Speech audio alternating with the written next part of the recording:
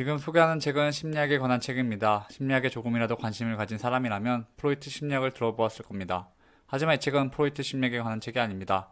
저도 심리학에 관심이 있었지만 깊게 공부하진 않아 프로이트와 함께 심리학의 3대 거장이라 불리는 사람이 있다는 사실을 책을 읽으며 알았습니다. 아들러라고 들어보셨습니까? 이 책은 아들러 심리학에 관한 책입니다. 그렇다고 이 책이 심리학의 역사나 지루한 내용을 담은 책이 아니라는 것은 확신합니다. 오히려 읽기 쉬운 자기계발서입니다.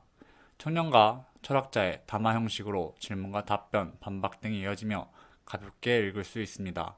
저자는 철학자 기시미 이치로와 프리랜서 작가 고가 후미타케입니다.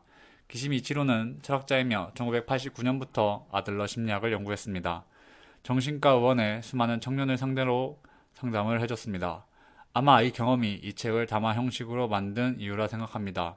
고가 후미타케는 기시미 이치로와 문답을 하며 아들러 심리학을 직접 배우고 그에게 책의 원안을 받아 읽기 쉽게 다듬어 이 책을 집필했습니다. 이 책은 앞서 말했듯이 담화 형식으로 풀어집니다.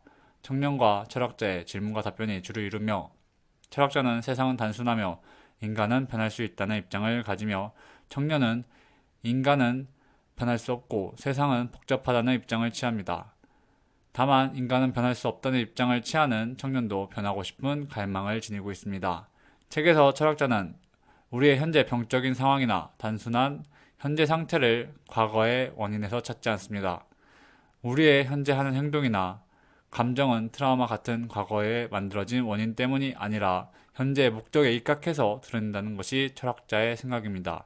이는 인간이 기계와 같다는 말이 아닌 인간은 감정에 지배당하지 않을 수 있다는 것입니다. 책에서 청년은 철학자가 알려주는 삶의 태도에 관하여 지속적으로 반박하고 이에 대해 철학자는 차분히 설명을 해주며 그렇지 않다는 것을 알려줍니다. 책에서 말하는 모든 고민과 문제는 인간관계에서 비롯된다고 말합니다. 대표적으로 우리는 일을 할 적에 일 자체에 스트레스를 받기보다는 상사나 동기와의 갈등으로 고통을 겪습니다. 일은 하다 보면 적응이 되지만 인간관계는 나빠지면 좀처럼 나아지기 어렵습니다. 서비스직이 감정노동이라고 불리는 이유도 인간관계 때문입니다. 청년은 모든 문제가 인간관계에서 오는 것은 아니라고 반박합니다. 이에 철학자는 사람이 고독한 이유나 소외의 감정을 느끼는 것은 이 세상에 타인이 존재하기 때문이라고 합니다. 우리가 만약 이 세상에 혼자 존재한다면 소외감을 느끼지 않을 것이고 남의 눈치를 볼 필요도 없으므로 열등감을 느낄 일도 없을 것입니다. 하지만 이 세상을 살아가는 모두는 결국 사람과의 관계 속에서 살아갈 수밖에 없습니다. 결국 인간관계가 모든 걱정과 근심의 원인이 됩니다. 타인과 갈등을 겪으면서 고통을 받는 것은 피할 수 없을지 모릅니다. 다만 현재 나쁜 상태를 지속시키는 것과 극복하느냐는 개인의 선택이며 프로이트 심리학으로는 이를 극복할 수 없다는 것이 철학자의 의견입니다. 프로이트 심리학에서는 보통 현재의 문제를 과거의 트라우마에 의해 발생한 것으로 봅니다. 그렇게 된다면 과거를 바꿀 수 없는 우리는 원인론에 입각해 결코 나쁜 결과를 벗어날 수 없는 것입니다. 하지만 아들러 심리학에서는 트라우마를 부정하고 현재 상태를 유지하기 위해 과거의 기억을 꺼낸다고 보며 트라우마가 현재 상태를 만드는 것이 아닌 현재 상태를 지속하고 정당화하기 위해 트라우마를 사용한다고 봅니다. 결국 현재 상태를 유지하는 것이 목적이라 내가 그 목적만 바꾸면 언제든 자신을 변화시킬 수 있다고 보는 것이 아들러 심리학입니다. 환경, 과거 문제를 꾸준히 되새김하며 현재 상태를 지속하는 것보다는 내가 해야 될 최선의 방법을 찾는 것이 문제 해결의 핵심이 되는 것입니다. 철학자는 건강한 삶을 사는 방법으로 남의 눈치를 보지 않을 것을 강조합니다. 파격적으로 칭찬도 하지 말라고 합니다. 칭찬이란 결국 자신보다 부족하다고 생각하는 사람에게 하는 것입니다. 철학자는 칭찬은 타인을 자신이 원하는 방향으로 강제한다고 생각합니다. 이는 타인의 과제에 간섭하는 행위이며 각자의 최선의 삶을 방해하는 행동으로 봅니다.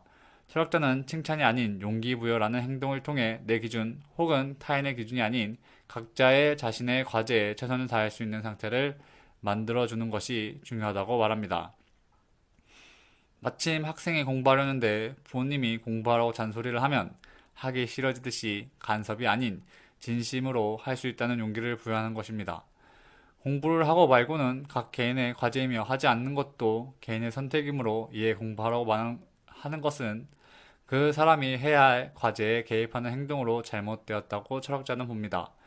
용기부여나 과제 분리에 대한 정확한 개념은 철학자와 청년의 대담을 통해 청년의 반문을 통해 쉽게 풀어져 있으니 책을 읽어보시면 좋을 것입니다.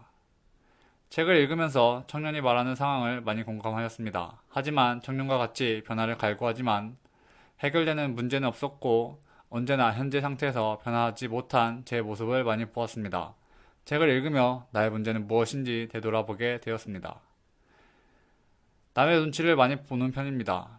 그런데 책에서는 남의 눈치를 많이 보는 것은 내가 자기 중심적이기 때문이라고 합니다. 타인이 나를 어떻게 생각할지 지나치게 눈치를 보는 것은 결국 나의 생각이 내 위주로 돌아갔기 때문입니다. 이러한 상황은 결코 내가 타인을 위해 사는 것이 아닌 나만 생각하는 삶이란 것입니다. 눈치를 보는 것이 타인을 위한 삶이라 생각할 수 있지만 결국 나 자신만을 위한 삶인 것입니다. 내 모든 핑계가 타인의 눈치를 본 탓이라고 할 수 있기 때문입니다. 온전히 내 행동에 책임을 지지 못하는 행동인 것입니다. 같이 놀 친구는 있지만 생각보다 내 마음을 솔직히 드러내고 이야기할 친구는 없습니다. 내가 친구보다는 경쟁 상대로 사람을 대하는 것이 아닌가 생각이 들게 되었습니다. 남들보다 더 잘 보이려는 태도는 결국 눈치 보는 태도이며 친구가 아닌 경쟁 상대에게 행하는 행동에 가깝습니다.